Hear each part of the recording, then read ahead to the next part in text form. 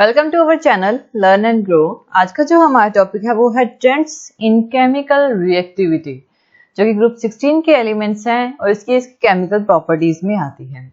तो इसमें हम देख रहे हैं जो रिएक्टिविटी है वो हाइड्रोजन पे कैसी होती है। ये ट्रेंड्स है तो हाइड्रोजन के लिए रिएक्टिविटी कैसी होगी। अब देखिए, सबसे पहले हम जानते हैं जो रिएक्टिविटी हम कर रहे हैं हाइड्रोजन की, तो हम जानते हैं कि ग्रुप 16 में जो सबसे पहला मेंबर होता है वो होता है ऑक्सीजन, जो सबसे ज्यादा रिएक्टिव होता है। ग्रुप 16 में सबसे ज्यादा रिएक्टिव है। और इसके अलावा दूसरा एलिमेंट होता है सल्फर।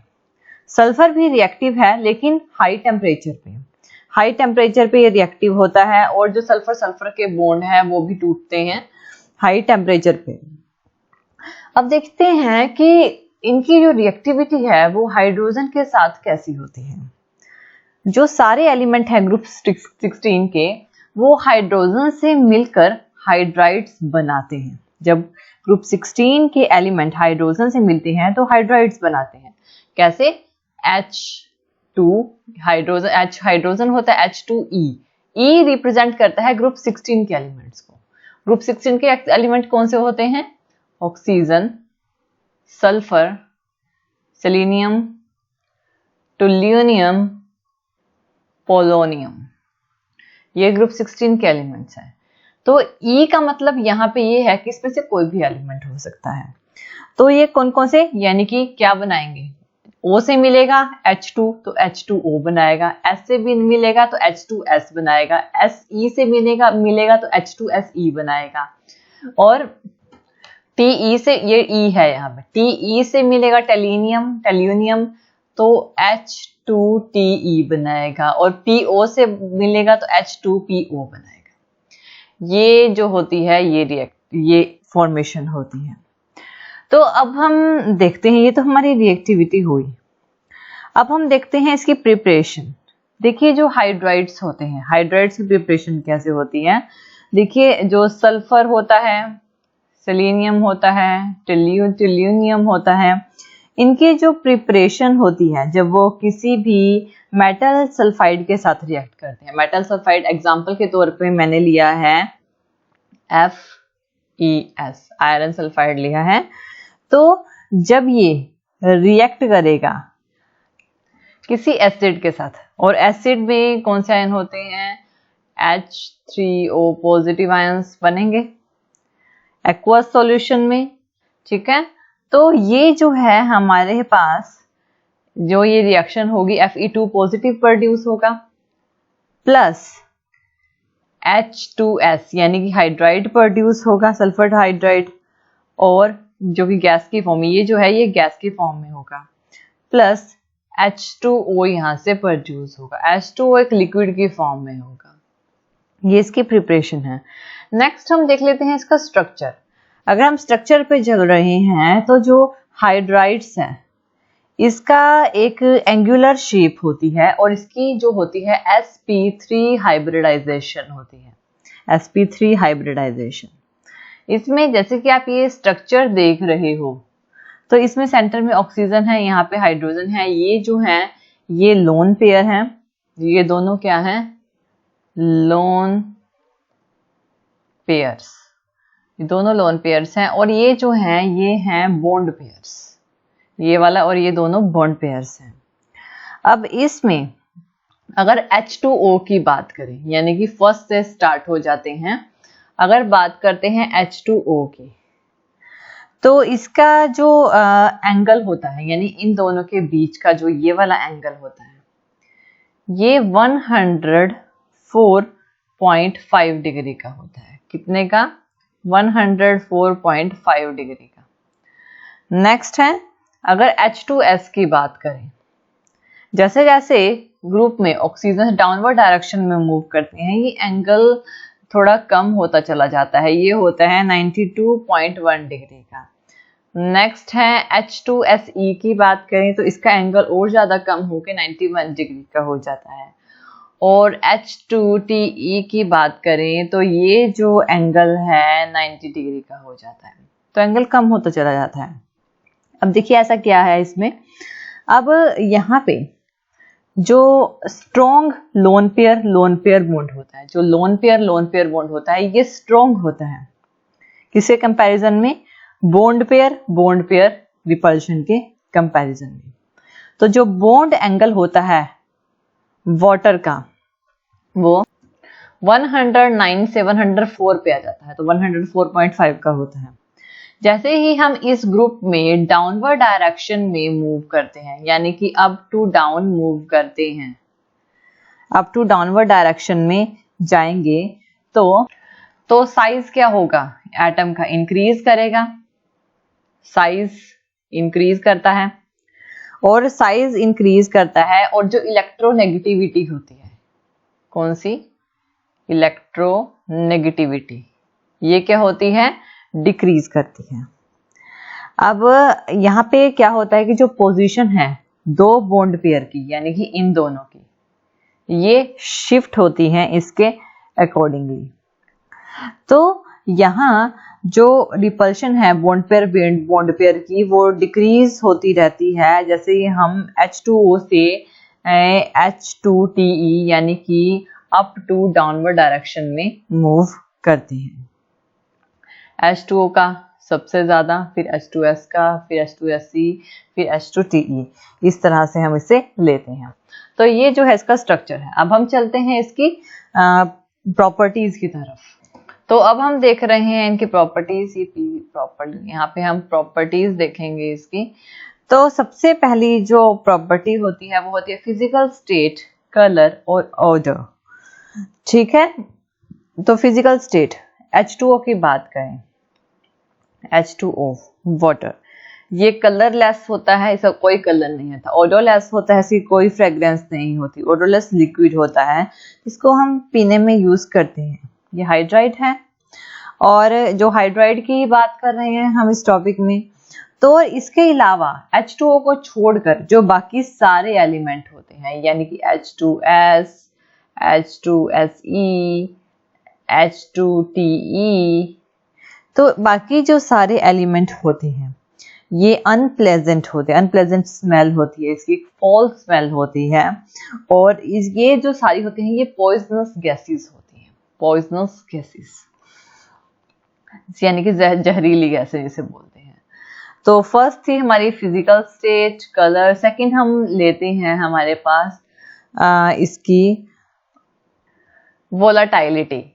देखिए जो हाइड्राइड, जो सारे हाइड्राइड होते हैं, इसमें जो सारे हाइड्राइड होते हैं ग्रुप 16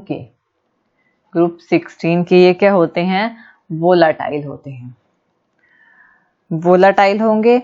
और वोलाटाइल मीन्स टू से कि ये वोलाटाइल हो सकते हैं, इवेपोरेट हो सकते हैं। तो ये जो है इंक्रीज होता है H2O से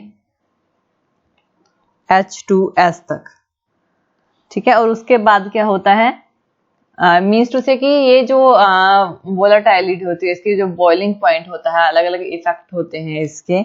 जैसे कि H2O की बात करें, H2O का जो बॉइलिंग पॉइंट होता है 373 K होता है।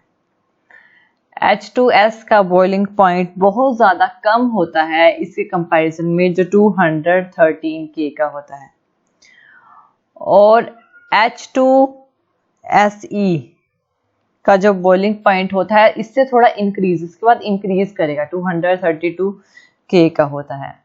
और H2TE इसका जो बॉइलिंग पॉइंट होता है थोड़ा सा इससे इंक्रीज करेगा, 269 K का हो जाता है।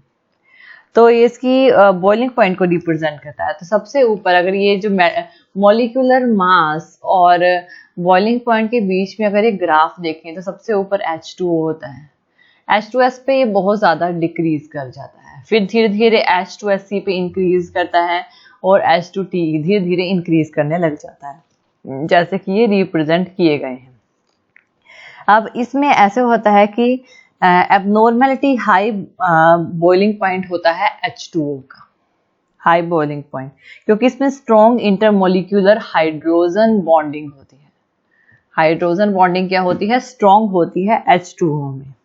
और जो दूसरे एलिमेंट होते हैं वो लोअर इलेक्ट्रोनेगेटिविटी होती है ऑक्सीजन के कंपैरिजन में, और इसमें इतनी स्ट्रॉन्ग हाइड्रोजन बॉन्डिंग नहीं होती है, ज्यादा स्ट्रॉन्ग हाइड्रोजन बॉन्डिंग नहीं होती है।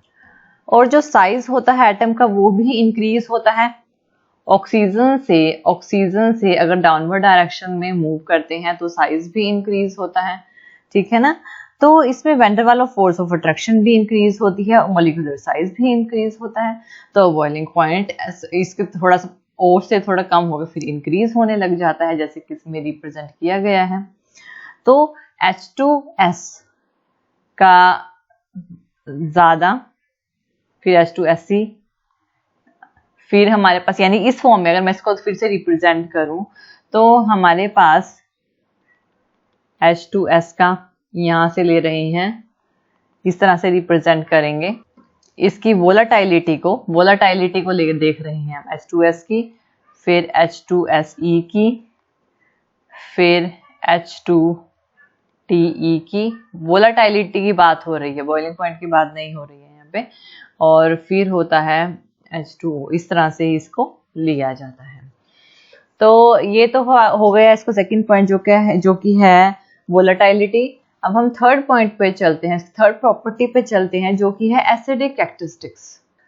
देखिए जो ग्रुप 16 के एलिमेंट्स होते हैं, ये जो एलिमेंट्स होते हैं एक्ट करते हैं, जो हाइड्राइड्स ग्रुप 16 के, क्योंकि हम हाइड्राइड्स की बात कर रहे हैं, ठीक है ना, हाइड्राइड्स की बात चल रही है यहाँ पे। तो जो हाइड्राइड्स होते हैं ग्रुप 16 के एलिमेंट्स के, वो वीक एक्ट करते हैं, डाइप्रोटिक एक्ट करते हैं, डाइबेसिक एसिड्स होते हैं, यानी कि H2E ये क्या करते हैं, अगर एक्वस में इन्हें डालते हैं तो ये H पॉजिटिव एक्वस में H पॉजिटिव आयंस क्रिएट करते हैं और HE नेगेटिव आयंस क्रिएट करते हैं। और ये जो HE नेगेटिव आयंस हैं ये अगेन एक्वस में ही फिर से H पॉजिटिव प्रोड्यूस करेंगे और E2 नेगेटिव जो है एक्वस में प्रोड्यूस करेंगे। अब ये जो है ये हमारे क्या होते हैं, यानी ये एसिडिक कैरेक्टरिस्टिक्स के होते हैं। ये हमारे अलग अलग हाइड्राइड्स दिए गए हैं, H2O, H2S, H2SE, H2TE। तो इनकी जो एसिडिक कैरेक्टरिस्टिक्स के ए से रिप्रेजेंट किया गया है, ये क्या है कि इंक्रीज होती है धीरे धीरे जब हम डाउनवर्ड डायरेक्शन में मूव करते हैं, यहाँ से ये धीरे धीरे इंक्रीज होती है। और ये एसिडिक स्ट्रेंथ, देखिए एसिडिक स्ट्रेंथ इंक्रीज होती है इजिली जैसे ही हम ग्रुप में डाउनवर्ड डायरेक्शन में मूव करते हैं, क्योंकि एटॉमिक साइज इंक्रीज होता है जब हम अप टू डाउन जाते हैं, बॉन्ड की लेंथ इंक्रीज होती है और बॉन्ड की जो स्ट्रेंथ है, बॉन्ड लेंथ इंक्रीज है, बॉन्ड की स्ट्रेंथ डिक्रीज होती है। और जो क्लीवेज होती है यानी कि E और H के बीच में जो क्लीवेज यानी कि जो उनका ब्रेक होता है बॉन्ड का, वो इजीली हो जाता है, जिस वजह से क्या होता है एसिडिक कैरेक्टरिस्टिक्स यानी H पॉजिटिव आयंस निकलते हैं और एसिडिक कैरेक्टरिस्टिक्स इंक्रीज करती है। तो यही मैंने इस डायग्राम में रिप्रेजेंट किया है H2O ऑक्सीजन, सल्फर, सेलेनियम, टेल्यूनियम। तो जब हम अप टू डाउन जाते हैं तो एसिडिक कैरेक्टरिस्टिक्स इंक्रीज करती हैं। ये जो हमारे थर्ड नंबर पे रिप्रेजेंट किया है। फोर्थ नंबर पे हमारे जाए थर्मल स्टेबिलिटी को, फोर्थ नंबर पे हम रिप्रेजेंट कर रहे हैं। थर्मल स्टेबिलिटी ये दे फोर्थ नंबर पे डिक्रीज करेगी जैसे ही हम अप टू डाउन जाएंगे, यानी कि जब हम H2O से H2TE तक जाते हैं तो थर्मल स्टेबिलिटी डिक्रीज करती है। वाटर जो होता है वो डिसोसिएट होता है, वाटर जो होता है वो डिसोसिएट होता है किस पे, 2073 से 2273 केल्विन टेम्परेचर पे। और जबकि ये वाटर के केस में H2O के केस में है। और अगर हम H2S की बात करें, सल्फर हाइड्राइड की बात करें, ये डिसोसिएट होता है 673 से 873 केल्विन टेम्परेचर पे। और अगर H2SE की बात करें तो ये डिसोसिएट होता है 423 केल्विन टेम्परेचर तक। तो थर्मल स्टेबिलिटी डिक्रीज होती है जैसे हम अप टू डाउन डायरेक्शन में मूव करते हैं, जैसे कि एरो रिप्रेजेंट किया गया है। और जो हमारा लास्ट पॉइंट है वो है रिड्यूसिंग कैरेक्टरिस्टिक्स। रिड्यूसिंग कैरेक्टरिस्टिक जो भी सारे हाइड्राइड्स होते हैं, ये टॉपिक है हाइड्राइड्स का। तो जो सारे हाइड्राइड्स होते हैं ग्रुप में सिर्फ ऑक्सीजन को छोड़कर, जो कि वाटर की H2O की फॉर्म में होता है, वो सारे ये जो हैं रिड्यूसिंग एजेंट होते हैं। क्या होते हैं? रिड्यूसिंग एजेंट होते हैं। और ये जो कैरेक्टरिस्टिक्स हैं, ये हमारा 5th नंबर पे रिप्रेजेंट किया गया है। ये जो कैरेक्टरिस्टिक्स हैं वो इंक्रीज करती हैं जैसे ही हम ग्रुप में डाउनवर्ड डायरेक्शन में मूव करते हैं। तो ये जो होते हैं ये हमारे ट्रेंड्स होते हैं केमिकल रिएक्टिविटी जो ग्रुप 16 के हैं, और इसमें हमने हाइड्राइड्स की हैं। हाइड्राइड्स, ठीक है, जो H2O, H2S, H2SC, H2 जो हाइड्रोजन से मिलकर हाइड्राइड्स बनाते हैं।